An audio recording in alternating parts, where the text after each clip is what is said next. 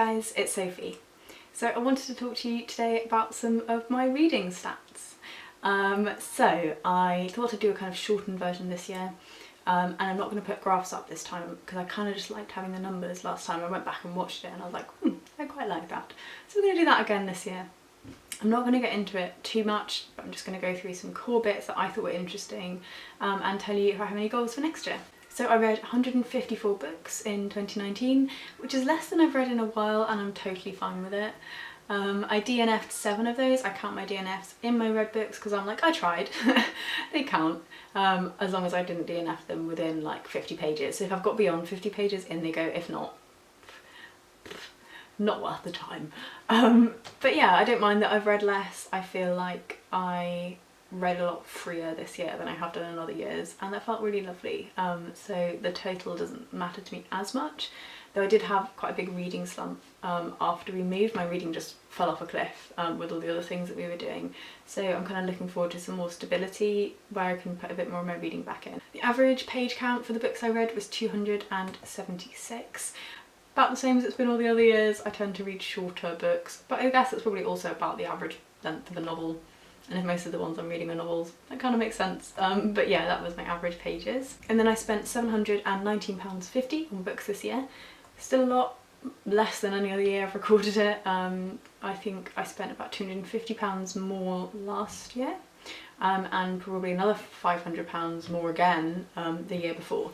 So I've definitely got my reading spend down. It feels achievable with what I earn, and I'm happy. I feel like I spent less because I was saving to buy the house, and I'm probably going to spend less in 2022. I saved a total of £56.96 through using my library, which is fab. So that is books I would have bought otherwise but found in the library and read in the library. I'd like to try and use my library where I live now, because I've been in but only to study. I haven't borrowed anything from there yet.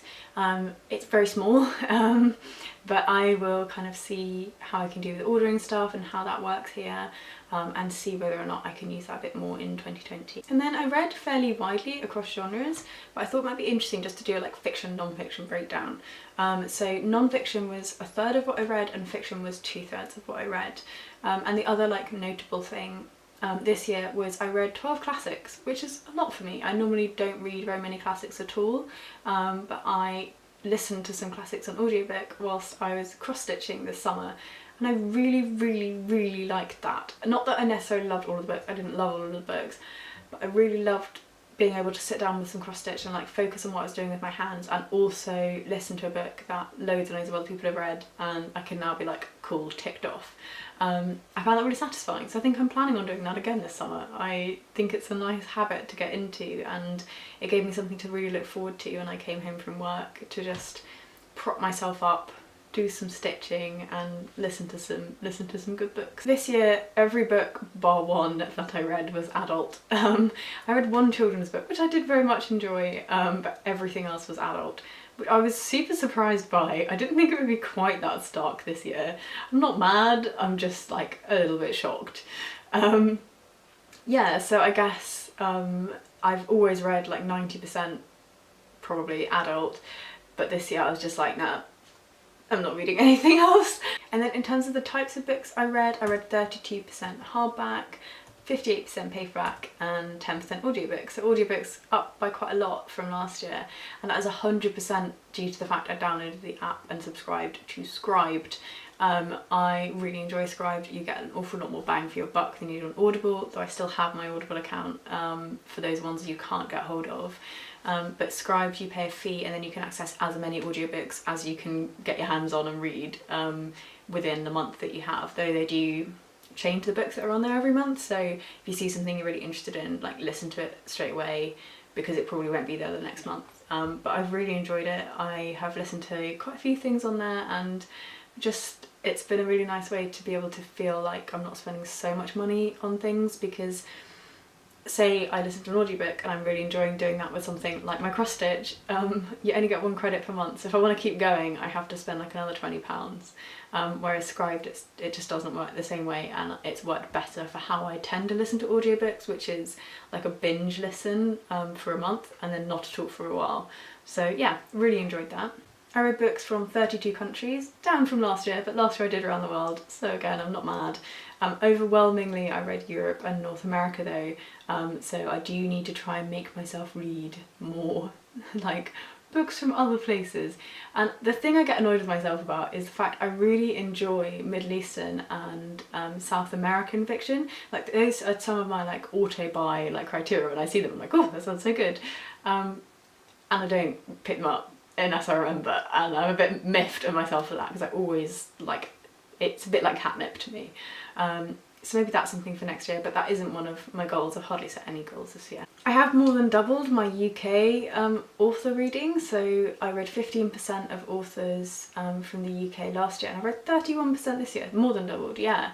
Which I think is really good. I often read or had often read like 50% of books from American authors and hardly anything from the UK, and I really liked the idea that I am reading more from the UK, and yeah, it's eaten into America rather than anything else, which I'm glad about because I think I can read a little bit like America-centric sometimes, and forget how much I enjoy books written in the UK too. Just a few more left. In terms of diversity, so I put a diversity category in this year, which I self-defined. So I said, I think that is something that I don't see very often, tick, and put it in a category. The only thing I didn't have in a category was race, and that's partly because I count author race, and I was very tentative about the fact that I could either be double counting and giving myself brownie points, and also being problematic by assuming that anything written by POC has something to do with race and anything written by white people is somehow neutral. So I thought that sounded like a bad plan.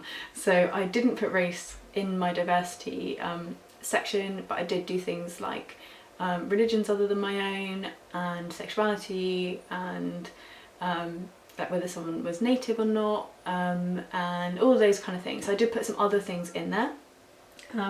In the end, 34% of what I read had like some diverse content there, and 63% didn't. So I actually don't think that is as bad as I was expecting, though it's something that I've got on my list for next time. Then in terms of author genre, I read 73% female authors, which is up from 63% last year and 40% the year after that, so there's a trend here.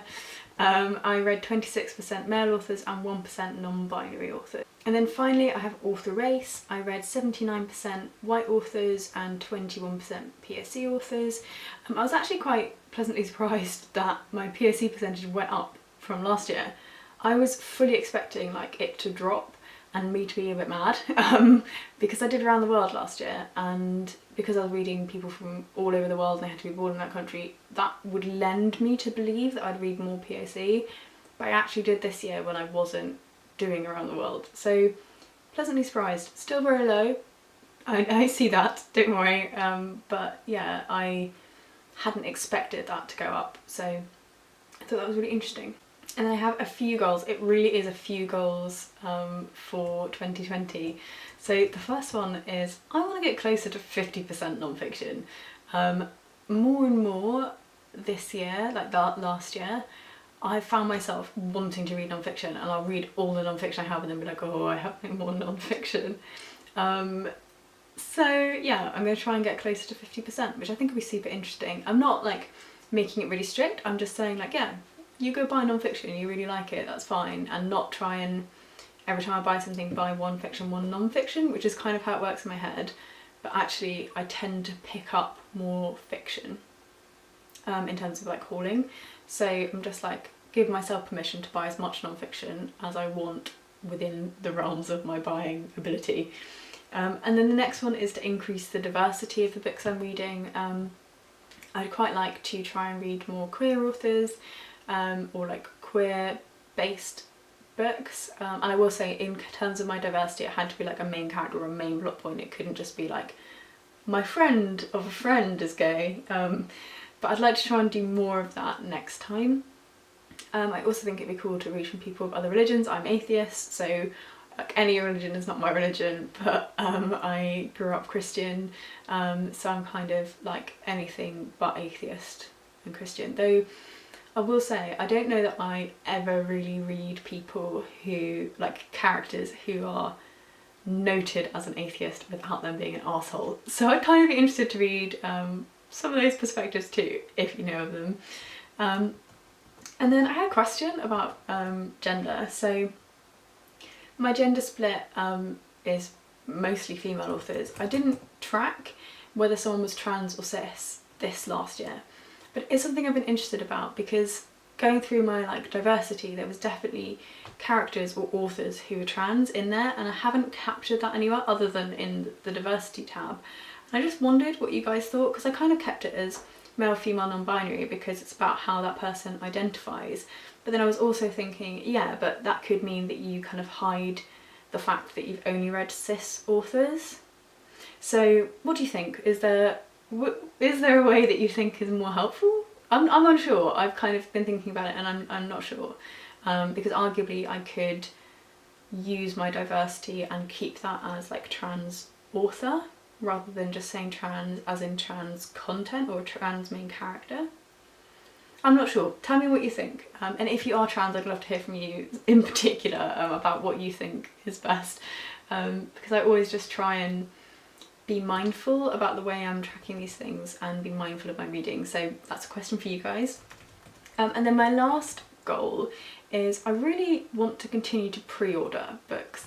So I read 32%, so nearly a third of the things I read were in hardback, and I think that was like 15% last year, and 100% the reason for that is pre-orders. So this year I've made a real effort to, if I like a book, rather than just going and asking for it for review, which I know I can do and that's a very lucky position to be in, I've been pre-ordering it instead, as long as I have money to do that, because I know how much it helps support the author and help support the sales, and I know that good reviews help to do that as well, but hopefully I'll do both. That's not to say I don't take review copies of stuff that hasn't come out yet. It's just if there's stuff I know I'm super excited for, like In the Dream House was one that I've been looking forward to for ages. I was like, actually I'm going to pre-order it because I'm pretty sure, like pretty damn sure I can give it a really good buzz when I read it, and I felt like the pre-order counted for more than an early review. But that's part of what I'm trying to do anyway, is just like when I'm really excited, pre-order, because I know how much that helps with sales and stuff. So those are my goals. There's only three goals on a question. I want to continue to kind of read stuff that challenges me. I want to continue to read stuff from people who have different types of lives to the lives I have, or similar types of lives but in different challenges, all of that malarkey that I've been trying to do since I started tracking my reading, really. And I found it really interesting this year to compare 2018 with 2019 because they were more different than I thought they would be. Yeah, so those are my reading stats for 2019. Hopefully you've enjoyed. I love watching these videos. I've watched quite a lot of them already, but if you have a video that you'd like me to see that's on your reading stats, please link it down below because I'd really like to check that out. I'll see you guys again soon in my next video, and look after yourselves until then. Bye!